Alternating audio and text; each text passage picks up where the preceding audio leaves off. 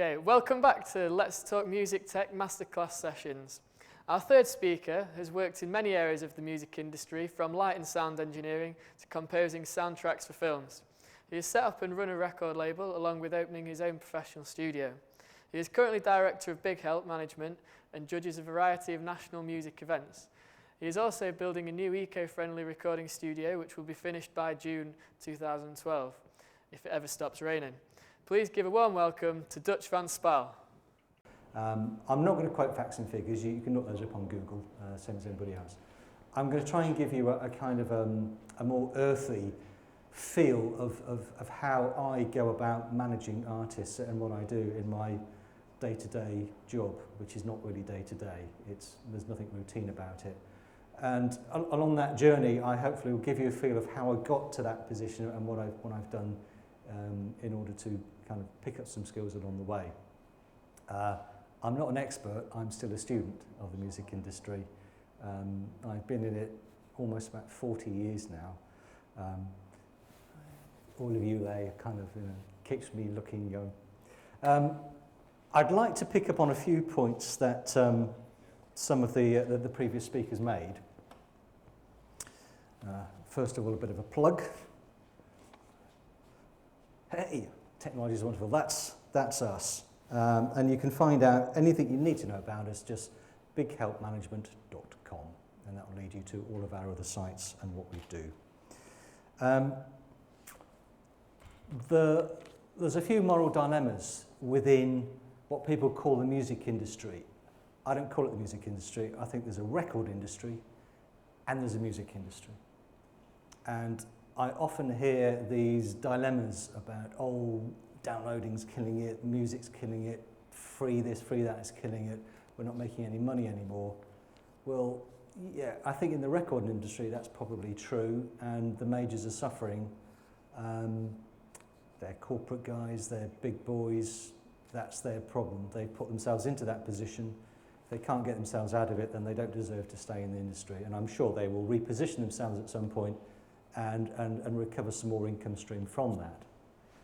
What I'm interested in is the wider music industry. And there is plenty of income stream in the music industry. There's plenty of energy there. There's a general public that is just as hungry to hear great music, and there is a never-ending source of great talent who want to provide it. All I want to do is to be that go-between to help bring those musicians to those audiences and make that thing work in an economic way so that the musicians can carry on doing that in a sustainable way and make at least a decent living.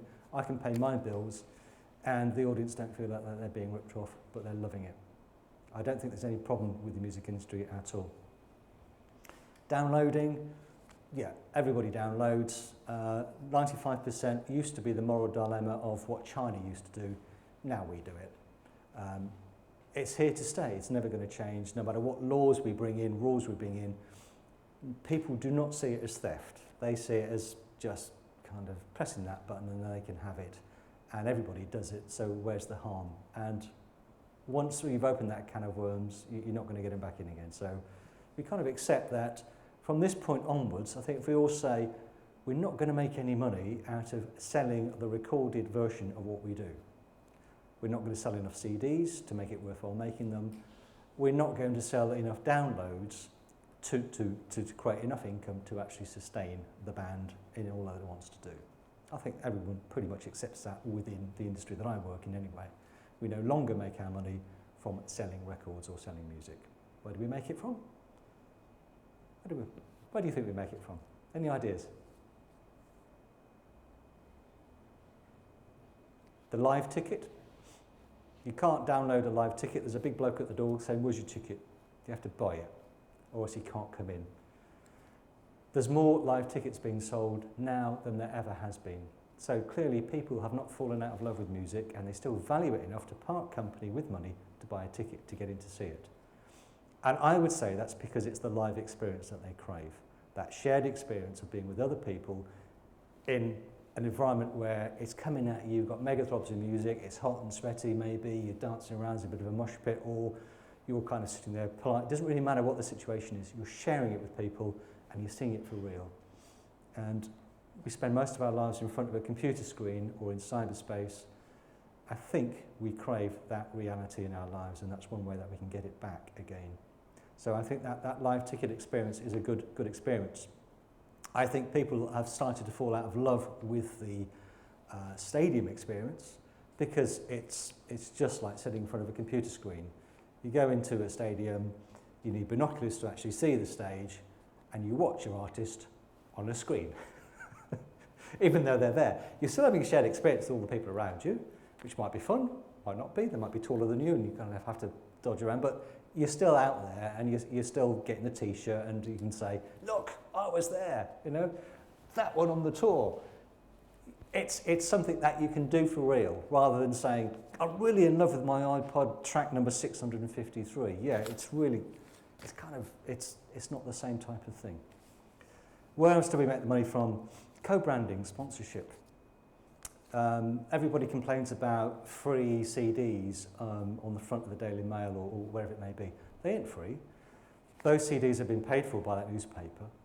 The artist receives money from that. You get it for nothing. Well, you don't. You have to pay for the newspaper. And the advertisers in it have helped co-fund it. It's a different way of selling it. You can either go through your advertising process and sell it to 50,000 people or 100,000 people, or you sell it to one person for a larger amount and they give it to 50,000 people in a way that they find it economically viable. So it's still selling it, but it's selling it in a different way. Costa Coffee have their own brand of artists. You can go into a coffee house and you can have your coffee and they'll be playing there, and if you really like them, there's probably a little card by the till that you can pick up and get a free iTunes download. Has anybody ever actually done that? Has anybody ever actually picked up one of those freebies and downloaded it? See, it's not real, is it? Because you can probably download it for free anyway without picking up the card. It's not a unique experience. But I bet all of you in the last 12 months have heard a song and thought, my God, I love that. I really want that. And you've gone out and actually paid for something, or you've worked really harder to download it illegally or something, but you've actually craved that and wanted to have it. Has anybody gone through that experience? Good. Fantastic. Music lovers, that's what I like. So don't fall into the trap of thinking, oh, it's a dilemma, downloading's killing it, etc., etc. It isn't killing it, it's just changing it. It's just, the people have spoken. We do not want to buy the same crap year after year repackaged, so we're not going to. Until you show us something that we think has value and is worthwhile, we ain't paying money for it. They'll pay money for the live ticket, but up until now, there's no new product that they're going to pay money for. So if you can think of a new way of selling music, then I think you'll be very wealthy, as long as you use it yourself without giving it away. In terms of artists, somebody mentioned earlier, are artists better or worse off? I've been managing artists probably for the last 25 years of my career in one form or another. And as an artist manager, I need to know company law, service industry law, contract law, but most of all, understanding the artists I'm looking after and understanding the people that I'm negotiating with. So at the end of the day, it doesn't really matter what the fine detail of the contract is, as long as you know what that detail means and what's negotiable. It's getting the negotiated solution that works for your artist without negotiating them out of the contract or negotiating them into the wrong contract. Are freedoms any greater today than they were? No, they're not. You've just exchanged one prison for another or one limitation for another. The argument that because you can access the whole world on the internet now, you've got the freedom to bring your music to everybody, you don't need a record company to do that. Well, in theory, yeah, but you could always do that. You could have put your music up on a little post and stuck it in your front garden. It has just as much effect as sticking it on MySpace, because you are in a very crowded marketplace. So even though you can put your product out there, nobody can see it because it's so crowded. You still need to be able to stand on somebody else's shoulders to get noticed by the public. So it's not black and white, it's grey. The major labels, as we say, indie labels, all the lines are blurred, what's in major, what's in indie, but the big corporate guys who've got money or appear to have money, that you just secret they haven't got any money anymore, they are still there to give advances and big deals, although those have dropped off significantly and there's very few around now. And the deals never were what they seem to be. That famous quote by Robbie Williams, £90 million, I'm rich beyond my wildest dreams, when he did his 360 deal with EMI. He didn't get £90 million. I don't know what he got, nobody knows what he got. I know his manager, he won't tell me what he got, but he tells me it wasn't £90 million. Deals like that and advances are staged over a period of expectations of delivery of albums, and they're usually wedge shaped, so you get the smaller bits up front and the larger bits when you deliver to expectations. All of it is subjected to the highest rate of tax and national insurance and VAT, and by the time you've sliced all that pie into different pieces, taken people's commissions off, the artist, as an advance, gets very little indeed. And effectively, when you're in a deal with a label and they put you into a studio and they promote the album, basically all they're doing is lending you money that you've got to pay back. The only difference between them and a bank is that you don't have to pay it back with interest.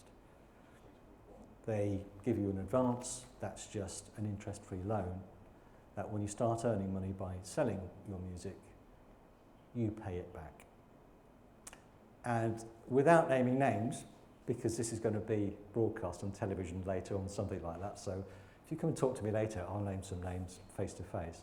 But there are certain major artists out there who are household names, who you will know about, who are with major labels, who do not get a penny from their labels.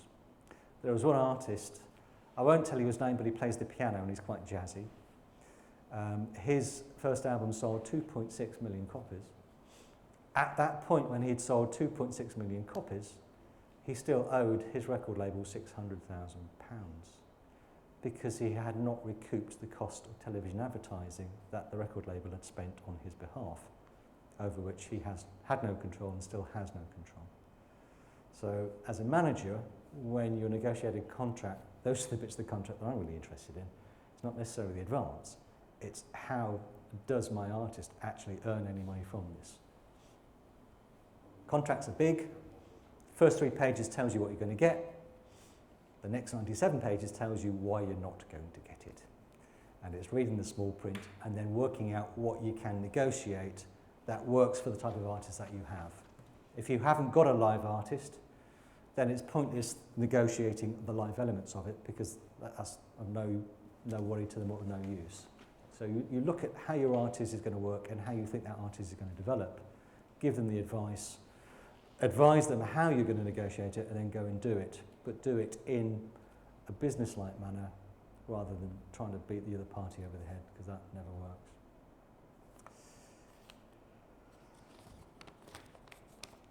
One of the things that I'm quite keen on at the moment, because I tend to work most of my time with young people.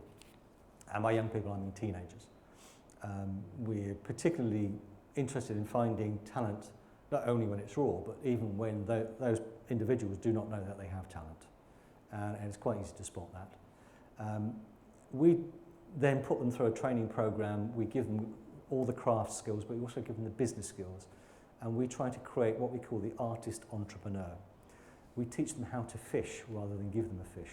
We teach them how to run their own website, their own social networking, their own free marketing, and to behave in a way that has that focus, allows them to go forward, allows them to sell their product, but also allows them to bring themselves to a wider audience and look attractive to other promoters and other musicians, and the media in particular.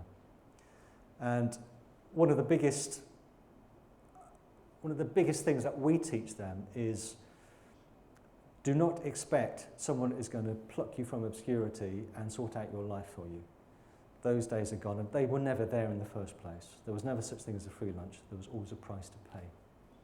And we have a saying, and it kind of goes like this. You're going to go on a train ride. Point number 1, make sure you do not pay too much for that ticket. Point number 2, you don't actually know where the destination is, where you're going. You think you do, but you haven't seen it yet, and you don't know what it's called, and you don't know how long it's going to take you to get there. When you get there, you may not actually like it. So, whilst you're on the train, make sure you look out the window and enjoy the journey. And that's what being a musician is about. It's taking that journey and doing it because you want to do it, and it punches your buttons and it punches other people's buttons and you have fun. If you make any money out of it along the way, that really is a bonus. But if you're doing it because you want to make money and be famous and have expensive cars and stuff, go and play roulette or learn how to play cards, because you've got far more chance of making money, or buy a lottery ticket. Who needs the labels now if you've got all this social networking? Well, as a manager, I'd say, yeah, you still need labels. For the reason I spoke about earlier on, you've got to stand on somebody's shoulders in order to be recognised. You can have somebody help you do that. Yes, you can do your own website. Yes, you can do your own social networking. You can get your own street teams. You can set up a bedroom studio and make your own recordings. By the way, don't do that. I'll tell you why in a minute. You can do all of that. When are you going to have time to write songs? When are you going to have time to sit there and just muck about on the keys or the guitar or trying different harmonies and stuff? Because your head's full of, oh yeah, I need to do my Facebook thing tonight, and I need to do this and I need to do that, and we've got some gigs to book, and then we need to kind of pretend this letter and whatever. Left brain, right brain, creative, technical, it gets in the way. Get somebody else to do that for you. Even if it isn't an official manager, get a competent friend who you can trust to do that bit. Take that load off so that you as a musician can do the stuff that you're good at. Don't try and do everything. I get about 80 emails a day in my various inboxes. Half of those are demos, or can we send you a demo, or here's a link to my SoundCloud or my MySpace or whatever, have a listen, tell me what you think. I haven't got time to tell them what I think. I've got my own artists to look after. I can't sit there and be a free advice centre for artists. So, and I feel exactly the same way as pretty much every record label and manager out there. If you're good at what you're doing, you're busy looking after your acts. You're not going to sit there and take time out listening to somebody you don't know and then give them free advice, which is going to take your time, when you should be spending that time looking after your own clients. So if you're going to demo somebody or have a go at attracting their attention, make sure you know what you want from them, make sure they can deliver what you want from them, make sure they know what you want. Be specific.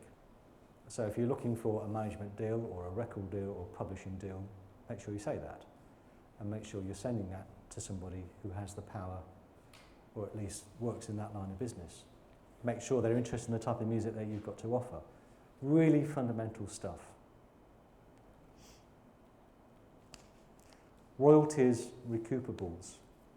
There used to be two different types of deals. There used to be the major deal and the indie deal. And it kind of, over the years, it's kind of drifted into mythology a bit, but effectively everybody knows the major deal was you found a big label, you went for a meeting in a big office with lots of gold records on the wall, and there's lots of staff rushing about, and it was all very exciting, and they said, yes, we're going to sign you for a 5-album deal, and we're going to give you this percentage. And everyone went, yeah, great. Nobody actually knew what it meant, what that percentage was, etc., how much money they were going to get. They were just really excited that they got signed. But effectively, they sold your records, and for the privilege of being able to sell your music in the recordings that they made, they would give you anywhere between 5 and 10% of the net receipts, calculated in a 97-page document, minus packaging, minus this, minus if we had to go and work on a Sunday, it's double that and less that, etc. It was really complex procedures, and you'd get that percentage. Except you wouldn't, because you never recouped what you owed the record company. So you always had an account, and every quarter it would arrive on your doorstep, and you'd look at it and you'd say, well, this month I've earned this, but I've had to pay it back because I still owe this. The other side of it was the indie deal, where you signed a record deal with a smaller company, where you were all in the same boat. You had no money, they had no money. You had lots of passion, they had lots of passion. Everybody's in it together. Yeah, we'll get this thing going, we'll work with you, we'll be at the gigs, we'll work really effectively. And mostly they did that. And the usual deal was, okay, we're going to take off the costs of what it costs to make this album, which we're going to agree with you in advance. So we're going to sit down and say, okay, this album's going to cost us £15,000 to make and market. And are we happy with that? And you'd have a list of things which would make that cost breakdown. Everybody would be happy. Then you sold, hopefully, 15,000 copies in order to make sufficient profit to pay that back. Then every copy that you sold after that was usually split 50-50 between the record company and the artist. So you've got a share of each. Now, it's any mix of all of that, with merchandising thrown in, with live touring income thrown in, with your branding thrown in. If you get sponsorship, that's sometimes included. So all the companies will try and work it so that they can get a financially secure contract with you in order for them to take the risk of making the investment. Don't knock record companies for trying to make a profit. That's what they're there for. They're a business. If they don't make a profit, they can't pay for the offices, they can't pay for the staff, and they wouldn't be there for you to dream about being signed by them as a musician. The thing that you have to consider is, okay, they need to make money. Do I think it unreasonable that they need to tie me up for 3 albums? Do I think it unreasonable that they need to tie me up for 5 albums? So you need to look at yourself as an artist, or look at your artist and think, what is my artist worth? What is their market value?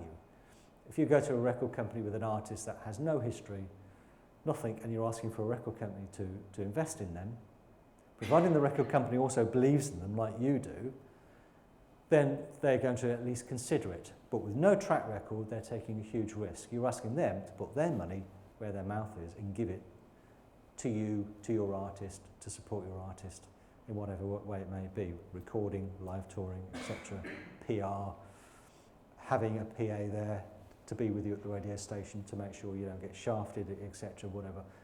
It all costs money.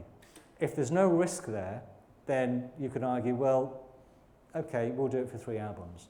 First album you lose money, second album you break even, third album you make some profit hopefully, and recoup the losses on the first album. So by that stage everyone's pretty happy. If the relationship's been good, then you renegotiate the deal and stay with that company. If you don't like the company, then after you've delivered your contractual requirements, you're free to move on. If you're still an active artist and somebody else is prepared to take you on. Or by that stage your artist may have built up a decent fan following, and you might think, well, we could do it on our own. We could sell direct to the fans. People like Simply Red, who were way out of contract years ago, they do exactly that, Marillion. They actually fund all of their albums up front before they even go into the studio. They put out an offering, crowdfunding it's called, and say, we'd like you to fund the album by buying it now, before we've made it. So give us a tenner, and if enough of you give us a tenner, that'll pay for us to go into the studio, make the album, and then we'll just post it to you. No advertising costs, no distribution costs, so that the cost of actually getting the album out to marketplace is much lower, therefore your profit margin's higher. Disadvantage of doing that, you're preaching to the converted. You've got your loyal fan base there, but you're never really going to grow that, because all your gigs are going to be the same people, all the same people are going to buy your albums. But for an artist that's already been round the circuit, that doesn't matter. All they want to do is to keep doing what they love doing, and give less of the earnings from that away to somebody else. So it's all about control. But when you first start out, you can't exert that control because you don't have enough market value, you don't have enough worth. So yeah, you may have to give away a lot more than you'd like to. But from a manager's point of view, you have to look at it from the label's point of view as well. You can't just go in and say, I want this for my artist, because the likelihood is you're going to be walking out of that office without a deal or any interest in you, and you'll gain a reputation of being an unreasonable manager, and nobody will want to do business with you or talk to you. So you've got to have your business head on. You've got to understand what the push-pull points are of the companies that you're trying to crack a deal with. So try and stay away from kind of falling into the negativity about the industry and the woefulness. It's not negative, it's a really positive industry, and it's a privilege and a joy to work in it, and I absolutely love it. Right, I'm going to show you a few pics. Bit of a talk there. I'll come back to a few bits and pieces in a minute, but I thought rather than quote some figures at you, I'd kind of share a bit of my journey with you. So these are some pictures that have largely come from pretty much the last 12 months, but there's some iconic stuff in there from a few years earlier than that, because there's a little bit of a story to them if we get time. So as a manager and as a label and as a promoter, we get involved in a whole variety of things, from putting concerts together ourselves. We have our own in-house graphics team, so we do everything in-house.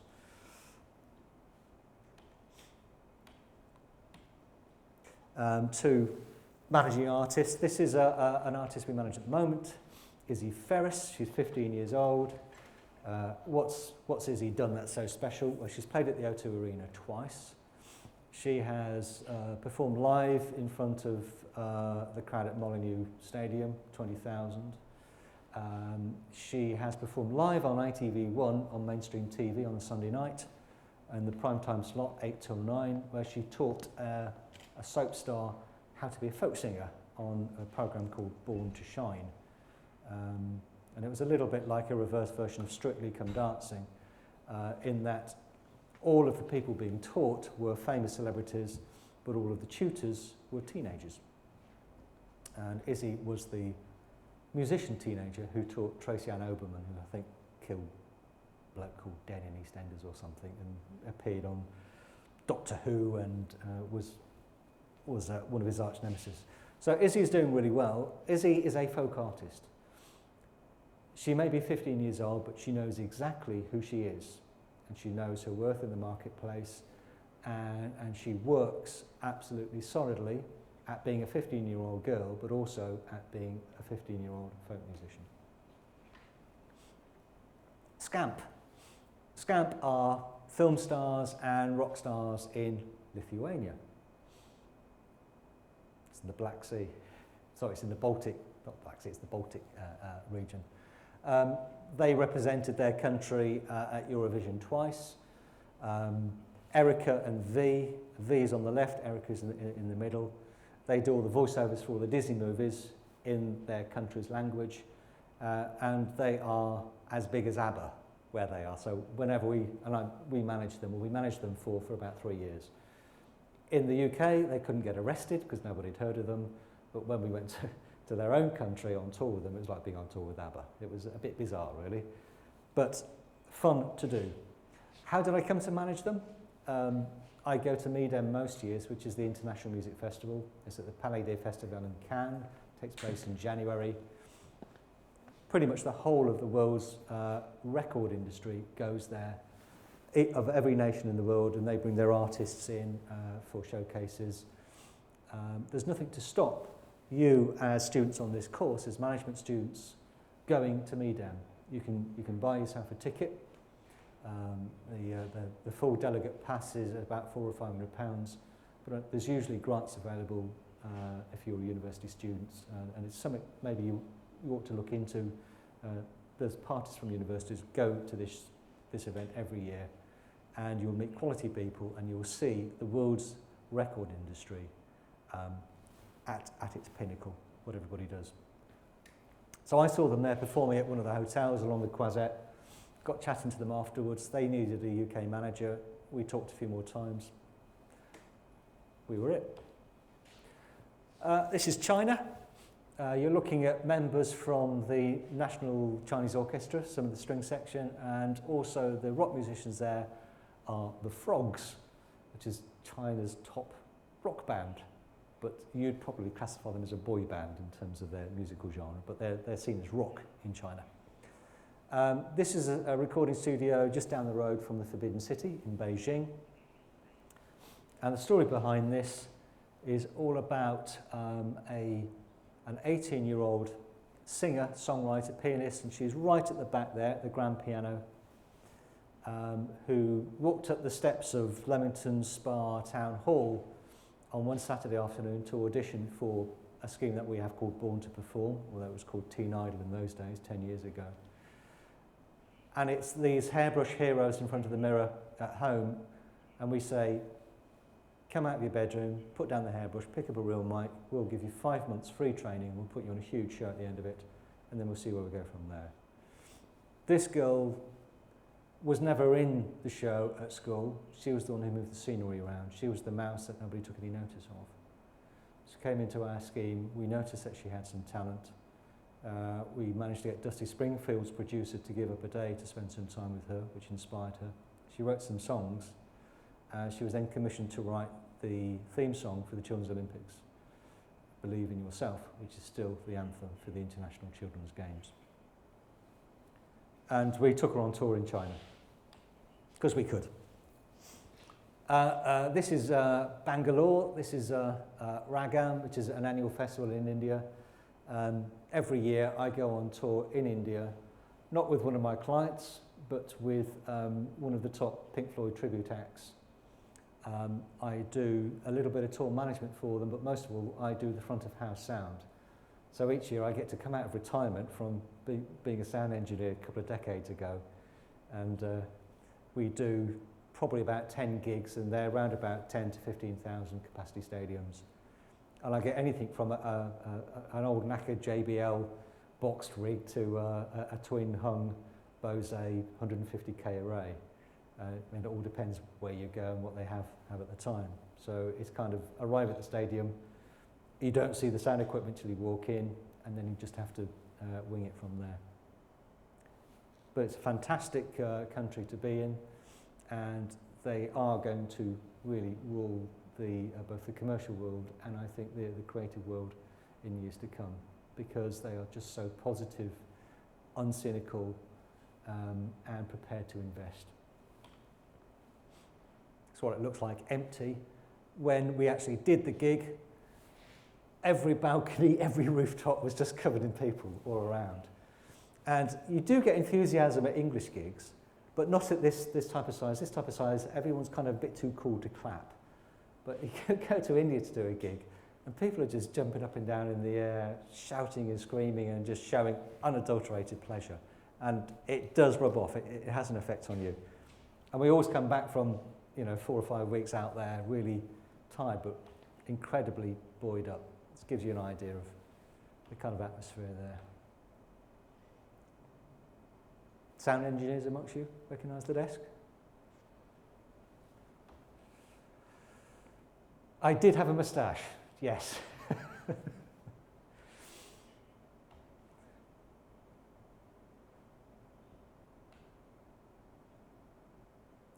It's a nice picture, gives you an idea of types of crowds. This is from the bass guitarist viewpoint. And of course the obligatory after gig refreshments. Kingfisher over there is 8%. SpiceJet, it's the EasyJet of India, except nicer. Kingfisher, they have their own airline out there. So the band, in order to do this tour, they get paid for it. They get paid a lot of money in Indian terms, but it's not a lot in Western terms. And in order to actually move a band of that size around India, because you can't go by road, there aren't enough roads and it would take too long, so you have to fly everywhere. We are sponsored by Kingfisher to do that. It's one of the villas that we sometimes stay in between gigs when we get a couple of days off. Tarantulas in the loo and snakes in the garden. It's fun. The tut-tut. This is one of the dorm rooms. Beer and flowers. What could be better? One of the hotels that they stick us up in is actually overlooking the National Cricket Ground.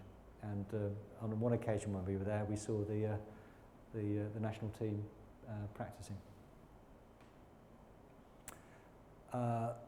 Indian radio station called Big FM.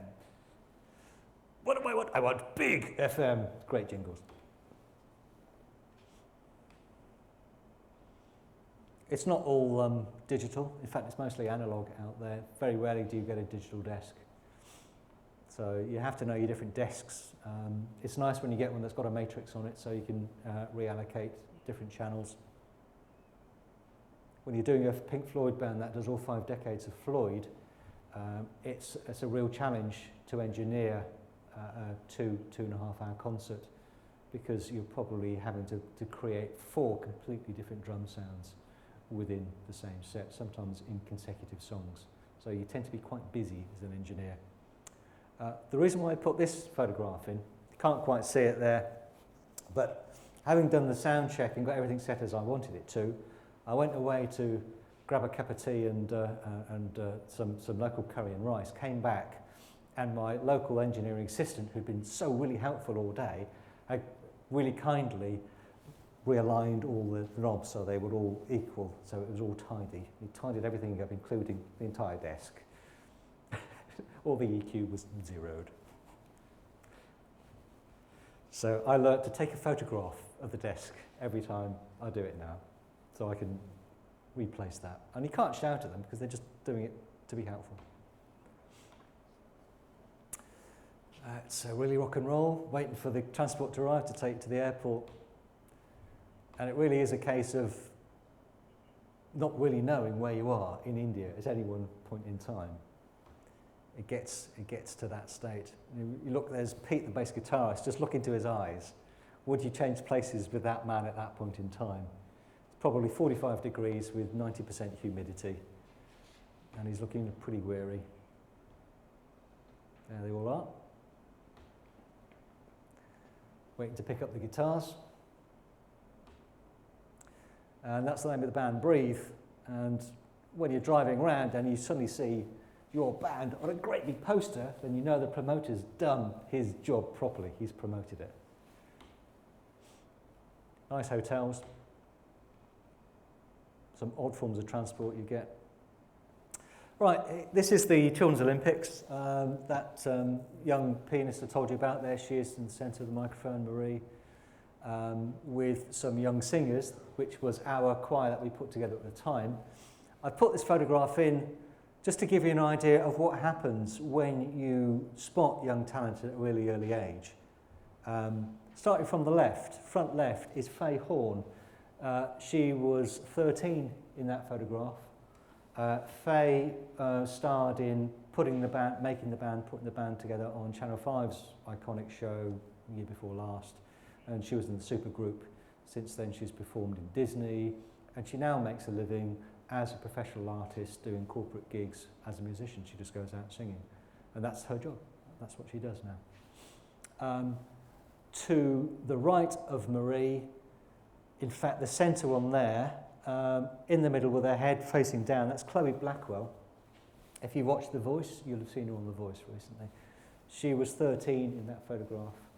She's now 22, and I think she's just been kicked off for Voice. Just didn't make that last one. But again, she is earning her living in London as a professional musician. She's not big and famous, but she's doing well enough. On the far right, you've got Jordan, who's not the Jordan, but Jordan is now an international model. And she decided that she was going to be a better model than she was a musician. But coming onto the scheme and gaining that confidence through music gave her that self-esteem and that self-worth to actually push herself forward into that area.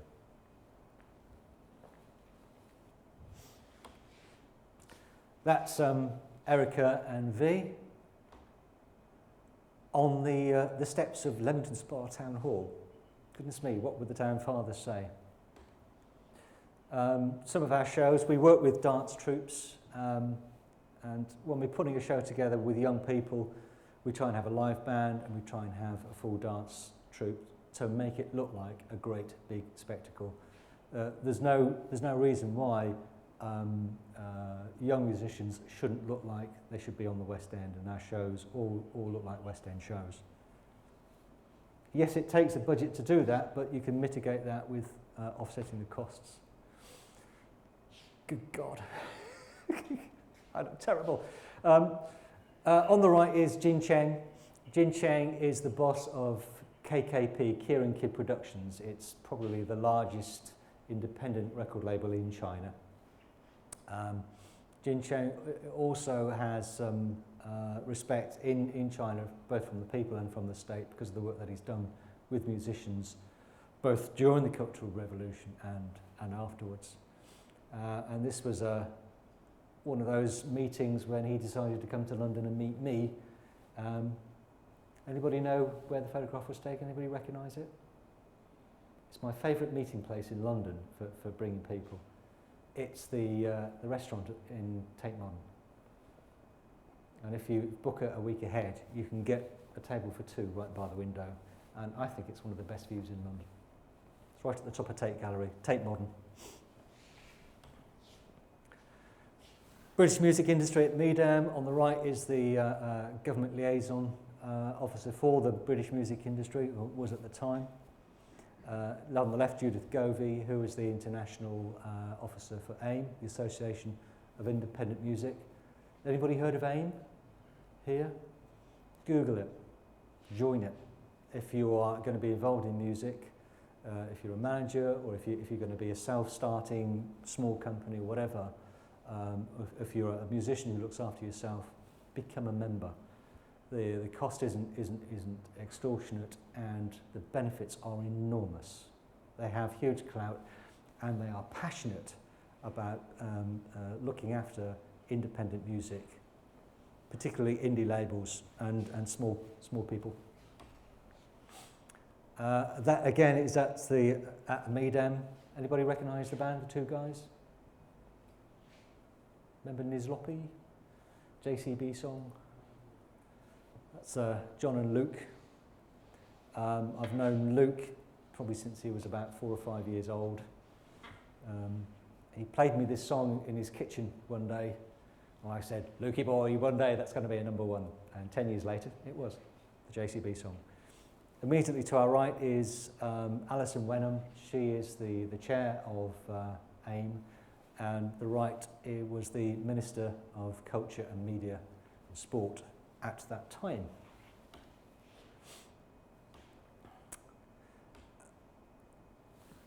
Media is really important. When you're managing an artist, don't make the mistake that you are there to sell that artist's product to the public. You're not initially. You're there to sell that artist's product to the media. Because if you don't convince the media, you won't get to the public, other than at your own gigs. And that's not enough. If you want to raise an awareness of your artist, you have to make the media credible, industry credible. Well, they have to be that, but you have to make sure that the media know about them. Getting them on the media in any shape or form is vital. Part of your job as a manager is to allow them to take that journey in bite-sized steps. No artist is going to be a great interviewee to start off with. You're going to have to work at that.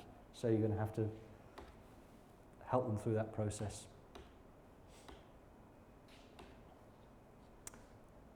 Right, on the right is China Girl. You're going to be hearing and seeing a lot of her. She's coming to the forefront. Google her. On the left is Joe Jeffries, her manager, former member of Atomic Kitten. Me looking quite shocked in the middle, I probably just sat on something. And to finish with, just to tell you that there's nothing new that has never been done before.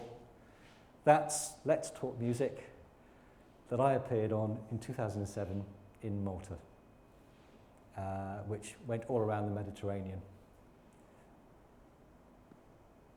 And finally, all I've got to do is say thank you to you for being a fabulous audience. We've got the real quality here today, and I like that. And to thank you to Stafford College University for putting on such a fabulous event and giving me the opportunity to come and talk to you. Thank you very much.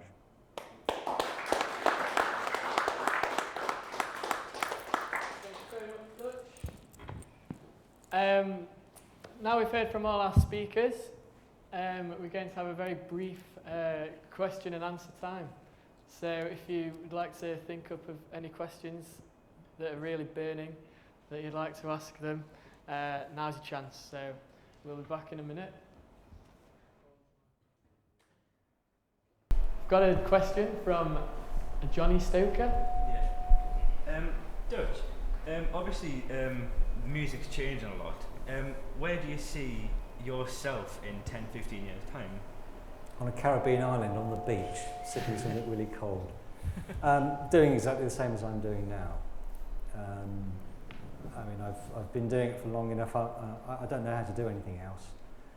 Even if they find me out and try and get me a proper job now, I ain't going to do it. So I'm going to be doing the same thing.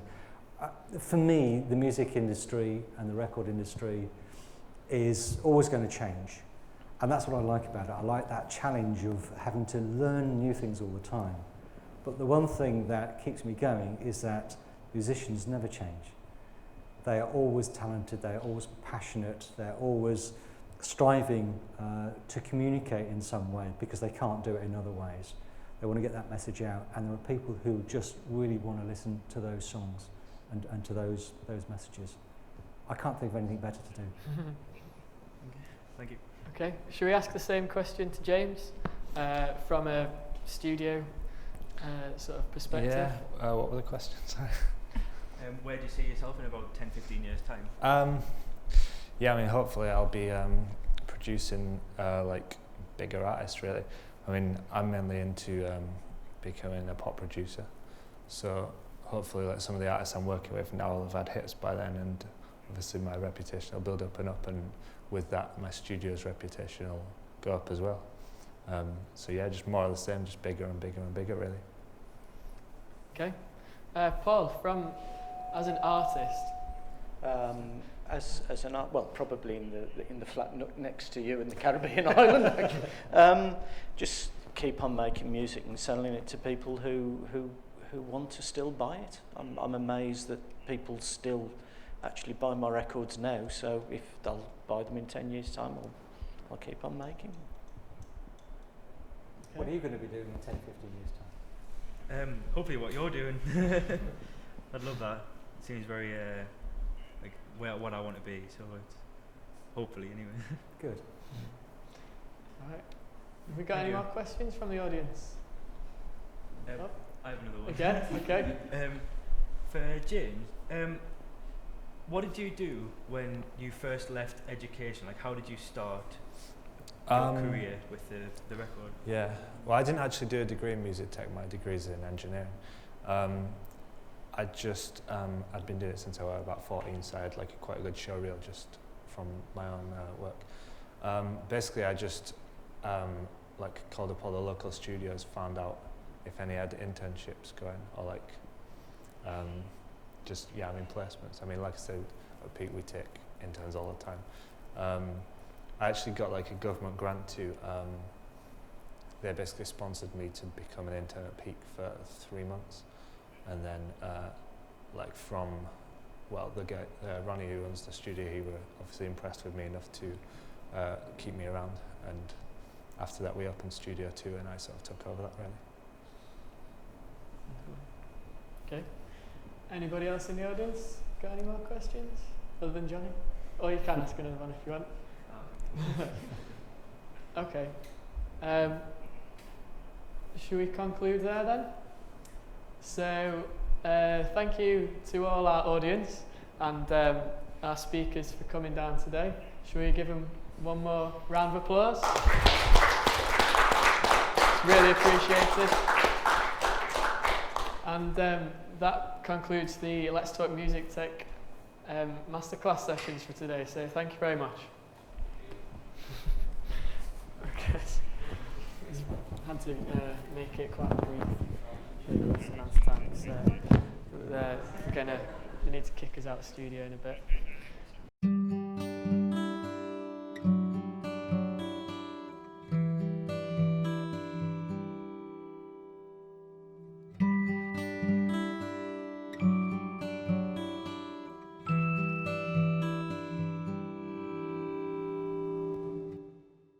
Music is something that affects us all.